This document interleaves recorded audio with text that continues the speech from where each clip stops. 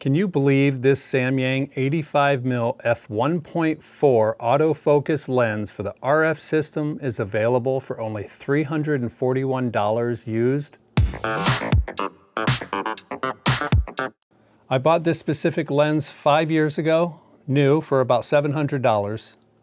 I bought it specifically to take pictures of my daughter for her senior year, and it took pretty good pictures. I was pretty impressed with them. In fact, I'm going to go through right now and show you some samples of the pictures, and we're going to talk about this lens and how it compares to some of the current RF lenses, because you may not know it, or you may, that this RF autofocus lens made by Samyang is no longer available. So you can only find it used. And I was actually surprised how much of a bargain you could get it for. I thought the price would skyrocket, but it hasn't. So let's take a look at a couple of those images I captured on that day. So right here you can see this is my daughter, looking pretty good. Now if we go full screen and just take a bit of a zoom in here, you could see how sharp that is. And these were not shot with the R5 II, by the way. These were with the R6. So these pictures turned out very good. And we'll go to the next one here. This one here, I got a very wide shot with her in front of a waterfall. Again, I mean, I'm in way closer than 100% here, and it's still sharp.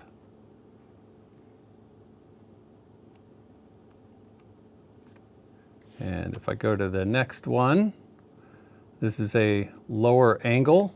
If I just do fit, this is the full picture here. Lower angle, still have the waterfall behind her here. And again, if we zoom in, nice sharp picture. I did miss focus on this one just a little bit, but when you're out at looking at the full picture, you can't really tell. And then the next one here, this is one of my favorites. Again, you zoom in, crystal clear, super sharp images. I cannot complain about that one bit. I also use this lens to capture a self-portrait of myself. You can see that one here. Again, super sharp focus. So I really liked this lens and I wanted to use it some more. I didn't want to just use it for the portraits because I'm not a portrait photographer and that would be kind of a waste of a lens. So I tried taking it out with me on a few trips. And one of those trips I took it on was to Grayson Highlands State Park in Southwest Virginia. And this is one of the images I caught with that. And this is just a wild pony out there. Again, caught focus on the eye. Very sharp image. I like the bokeh in the background. It almost looks like it swirls around the horse, which is an interesting look to it. I don't know. It doesn't seem like it always does that, so I don't know what caused it to do that in this image, but I thought that was interesting. And then here, I also went into Scranton to take some pictures of just the city, and this is one of the images I caught with it. This is the 85mm, and this is at 100% zoom right here. So you can see the detail in the architecture, the sculptures. Now I shot this one at f9 just so I could get more in focus, and you can see it did a good job of doing that. And then what I did was I took many pictures, and I did do a panoramic, and that's this image here. And this is 11,000 pixels wide, I believe. So you could see this is 100% here as soon as it loads up. Very detailed, very clear image. Super sharp. I couldn't be more happy with the performance of that lens. One of the things that I did when I took those pictures of my daughter, in fact, we can go back to it, having the waterfall in the background, especially this one, I really like this, so I wanted to start using this lens for more landscapes. And so a couple waterfalls I hit, And this is one of them here. And this was recent. This was just this past fall. And as soon as it loads up the image, here we go. Nice and sharp. I believe I did focus here in the foreground on the closer falls. And then the mid falls is starting to fall out of focus here. And then of course the background is blurred out. But what I liked about this one was you could see the leaves in the foreground here along the side are out of focus, and they help bring your view into the waterfall. The background, there was just a slight bit of atmosphere, just a little bit of fog still hanging around at this time. So between that and the out of focus areas, that really brought you down into the falls. So that was one waterfall image I got. And then a couple years ago, there was another one, and this might be one of my favorite ones. This one here, I took a really low angle at this shot, and this was more into autumn, so the colors were really popping off at this time. And really blurred out the foreground. Now this one was still only at, this one was at f8. I could have blurred it out a lot more, but I really wanted to try and get all of the falls in focus. And if I went lower from the bottom of the falls to the top of the falls, just the distance, it probably would have went out of focus a little bit. So I went f8, and I just really liked the background trees out of focus, the foreground, and then it really just brings your eye right to the falls and to this little stack of rocks that someone put right here in front of it. No, I didn't put those there. In fact, I didn't see them until after I took the picture. So, but yeah, this is one of the really nice pictures, and this is a style I don't see a lot of people doing with using a longer lens or lower aperture, wider aperture, to just bring your focus straight onto the falls and blur other stuff out. So that's not a style I see a lot of other people use, but I like to try and do that whenever I can. So about this lens, the history with this is shortly after the RF lineup started coming out, Canon put a stop to third-party manufacturers making autofocus RF lenses. Samyang did make this lens before that happened. Canon didn't share the autofocus algorithm with them, and they kind of backdoor engineered it and did the best they could. They did a pretty good job. But so they had to stop selling this lens because of what Canon did.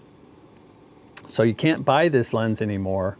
You can get the manual focus lens version of this.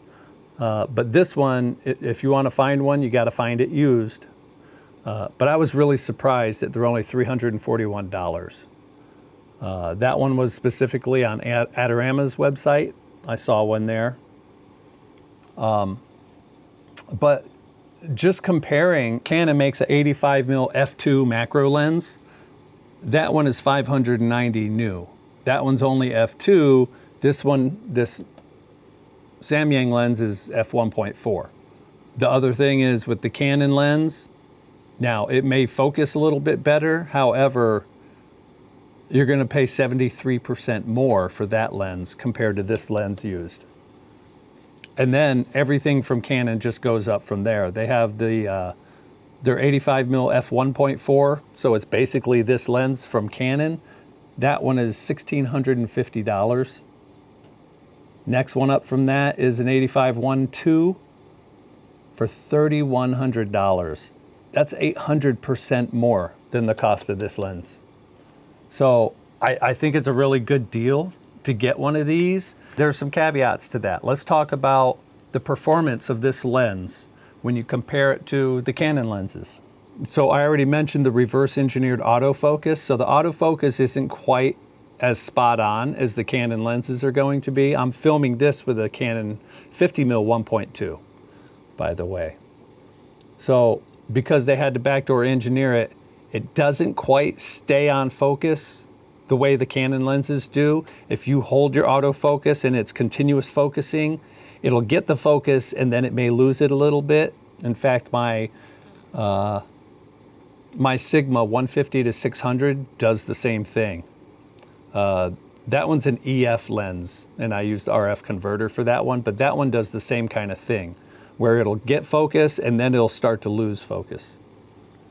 The other thing with this lens is it has a curved lens plane, which means if what you're taking an image of is flat and you focus on the center, the curved plane of the focus is going to cause the top and bottom and sides to be out of focus, whereas the Canon has something built into where it has a flat plane of focus, so when you focus in the center, the sides, top, bottom edges will be sharp. And where you really see this is like if you take a picture of a person standing up and you focus on their eyes, their belt and their feet will probably be a little bit out of focus. If you use this lens for landscapes, like the way I do the waterfalls, it doesn't really matter because you're using it to create the out of focus areas all around it anyway. One of the complaints I've heard about this lens is that it tends to shoot just a little bit warmer colors than the Canon lenses, which not really that big. It's very subtle. You can barely notice the difference, but it's a little bit warmer. Now, I've seen some people say that the contrast from this lens isn't quite where the Canon lenses are. It's a little bit, but not too significant. Now, one thing you do want to keep in mind for landscape photography is this lens is not weather sealed. So you want to take care about taking it out into the weather. No image stabilization. Now, if you're running a camera with IBIS or you're using, if you're using a tripod, not a big deal. But if you're trying to handhold, it is a little bit of an issue. The portraits I took were handheld. I used a high enough frame rate to counteract my shaky hands, and I was able to get good images handheld. Now, because this lens is a ghost lens, that means it's no longer supported, so you're probably not going to get any firmware updates for it. So that's one thing to keep in mind. The autofocus motors in it, they're a little bit loud, so if you're shooting video, they're going to be a little bit louder than the Canons, but even the Canon lenses, I can hear those if I use the in-camera audio. So it doesn't make a difference to me. If I'm recording video, I'm using an external audio source. And then there's the footprint. It is kind of a big lens, especially if you're wanting to take this out hiking up a trail with it. I've done it many times, but I've taken the 50 mil from Canon, the 1.2, it's a heavier lens than this 85. So while it is heavy, it's nowhere near as heavy as the 85 1.2 from Canon. But if you know the limitations of this lens, I think it's a really good deal. If you're wanting to shoot a different kind of landscape photography, you could even use it for wildlife if you can get close enough. 85 mil isn't known for wildlife photography, but if you can get close enough, you can get decent images. Like the wild ponies I shot there, you know, yeah, I was able to get close to them because they're used to people.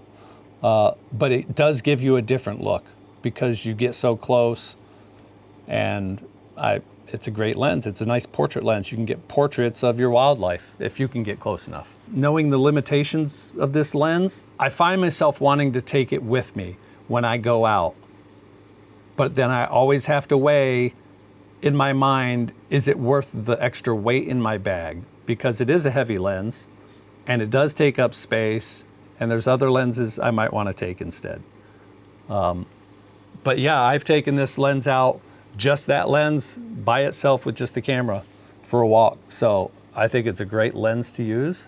Now, this lens definitely won't be for you. If you're like a wedding photographer or something like that, where you need to be able to catch the images and not lose the moment, you don't want to use this lens, because if it does mix the focus, you can't get those moments back. So there are limitations where you wouldn't want to use this lens. But like I said, if you're like me and you just want to throw it on a tripod and get different kind of landscape images, or dabble into portraiture or different kind of wildlife photography, I think this is a good lens to use. So yeah, if you're interested, this is obviously not a sponsored video, But go to Google, search up this lens, the Sigma 85mm 1.4 autofocus lens for RF mount. If you can get it for under $400, I think it's a steal. But before you go buying a new lens to try and fix your photography, you might want to try taking a look back at your own images and see what kind of lessons you can learn by digging real hard and really thinking about it. I did that, and you can check that out in this video here.